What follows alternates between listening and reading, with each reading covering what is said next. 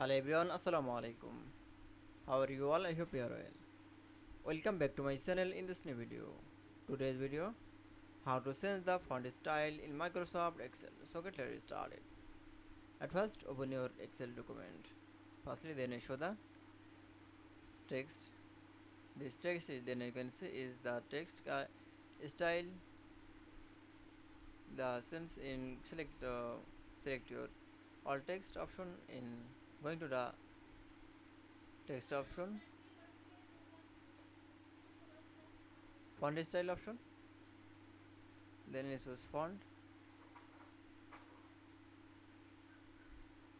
then again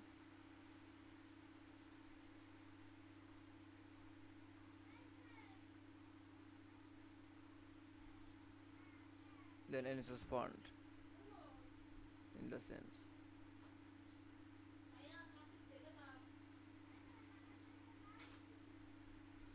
That's okay. Then I show the change font style in Microsoft Excel. I hope to enjoy the video.